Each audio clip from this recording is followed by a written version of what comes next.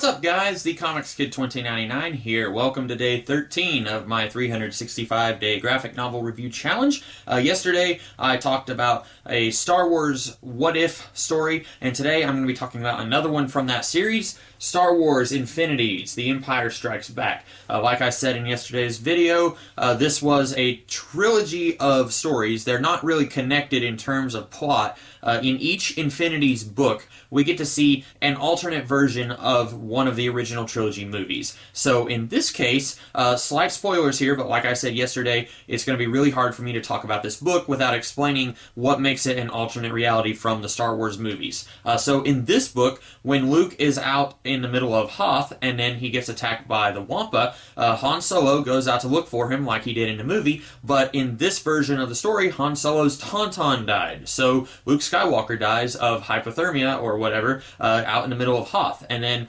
Han and Leia, they go to Dagobah because Luke tells Han that he needs to go to Dagobah. Turns out Yoda is waiting to train Leia, and then things pretty much happen the way that they did in the movie, just without Luke Skywalker. And I know that sounds like a huge departure from the movie, and that's what I like so much about this book. One of the things that I wasn't as crazy about with the Infinities New Hope book was that it departs from the events of New Hope near the very end of the movie. So it's not so much an alternate New Hope, it's more an alternate sequel to A New Hope. Whereas this, it departs from the Star Wars Empire Strikes Back right off the bat, in the very opening of the movie. And so you get to see some of the events of the Empire Strikes Back play out very differently. For example, Han and Leia, they don't go through the asteroid field like they did in the movie, so they get to Cloud City a little earlier. So they actually beat Boba Fett to Cloud City, so Lando doesn't betray Han and Leia. And then things don't work out exactly the way that you think that they would, even though Lando doesn't become the next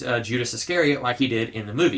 So I really like that we get to see the events of the movie in an alternate form instead of a new story branching off from the end of the movie like we did with A New Hope. I really like the writing here. I like the art. I didn't mention any of that in my video yesterday, but I liked all that yesterday too. But overall, I think that this is a pretty good book. One thing this does, again, just like the New Hope Infinities book, this pulls from stuff from the prequels. I wish that it didn't do that. I wish that this was just sticking to stuff in the original trilogy, not necessarily because the prequels are bad, although they are, but rather because this is pretending to be an alternate reality from the original trilogy. I wish that it was just using stuff from the original trilogy. It does have, at one point, we get to see Anakin Skywalker as Jake Lloyd. We get to see him as Hayden Christensen. We get to see mental force ghosts of Qui-Gon Jinn and Mace Windu. I wish that we didn't have any of that. Even though I like Qui-Gon Jinn and Mace Windu, I don't want to see them because they're from the prequels. Now, if they did an Infinities prequel series, I wouldn't mind seeing prequel elements. That would be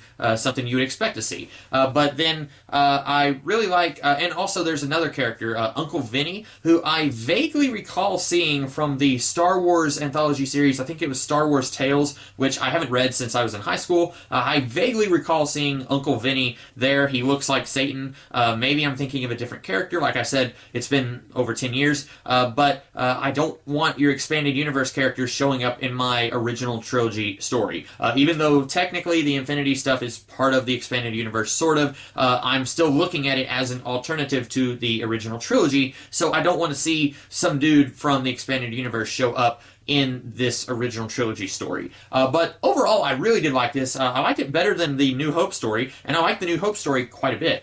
So those are my thoughts on Star Wars Infinities, The Empire Strikes Back. I hope that you guys like this video, and be sure to check back with me tomorrow for another graphic novel review. You can probably figure out what I'm going to be talking about. In the meantime, you guys have a great rest of the day, and I'll see you tomorrow. Have a good one.